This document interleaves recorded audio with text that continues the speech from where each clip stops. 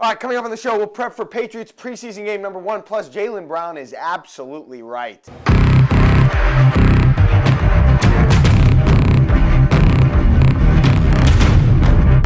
So the Patriots play their first preseason game tonight against the Redskins at Gillette Stadium. What to watch for? Well, does Tom Brady play? Sure, all that's interesting. First thing is injuries. Nobody get hurt. No defensive guys specifically get hurt. Nobody get hurt. That's number one. The second thing is who pops. I don't care about how Tom Brady looks. If Tom Brady was 11 for 15 with blah, blah, blah. No, it doesn't matter. He's going to dominate come the regular season. Even if they start slow, it's okay. You know what Tom Brady is going to bring you come regular season time. This is about the rookies. This is about the youngins. Does anybody flash before my eyes? Specifically defensively. I'm not saying don't watch for an offensive rookie to stand out, but sometimes their game can be elevated by Josh McDaniels, by Tom Brady, obviously. I mean, we saw it a few years ago with a guy like Zach Sudfeld. I get more excited when I see a defensive guy flash because there's nobody there to elevate their game. If they're good, it's because they're good. And you can identify it early. Check out these tweets I sent out on August 7th, 2014, despite my spelling the guy's name wrong. I could see early in that game, I think with the Redskins, that Malcolm Butler was out there making plays and that there was something to his game. What do you know? He turned into a Pro Bowl player, Super Bowl hero, all of that. Which young players and which young defensive players stand out? That's the number one thing I'll look for. Celtics forward Jaylen Brown made some bold statements about the team for the 2018-2019 season. He said, quote, "Oh, we're getting to the finals. No question about it," close quote. And Jaylen is absolutely right. Look, I heard Skip Bayless on Fox the other day talking about how the 76ers were the best team and that's the team to beat in the East. That is idiotic. How do you say, yeah, the Sixers lost in 5 games to the Celtics last spring without Kyrie Irving and without Gordon Hayward and didn't really add anybody except for maybe Markelle Fultz, but they're better than the Celtics this year. No, no, no. The Celtics, barring some catastrophic injury situation a la last year, will go to the finals. No question about it. Jaylen Brown is right. That's what basketball is. There are no upsets. You know who's going to the finals, and barring injury, it's the Celtics. So the Red Sox won again last night, 10-5 over the Blue Jays. They're insane. The Red Sox from here on out could go 0-47 and still finish with a 500 record. They're on pace for 114 wins. The Major League record for wins in a season is 116. That record was set by the 2001 Mariners. I went back and looked at the 2001 Mariners. Pretty good lineup. John Olerud still batting over 300. A roided up Brett Boone hit 37 home runs. You had Edgar Martinez still producing. It was Ichiro Suzuki's first season. He was a monster. Mike Cameron hit 25 home runs. But the pitching staff for that team was unbelievably whatever. The ace was Freddie Garcia, followed by Aaron Seeley, Jamie Moyer, Paul Abbott, and some guy named John Halama. They won 116 games. I will never understand how that team did that after back-to-back seasons of losing Ken Griffey Jr. and then Alex Rodriguez. All right, take your pick. Tonight, the Patriots play their first preseason game.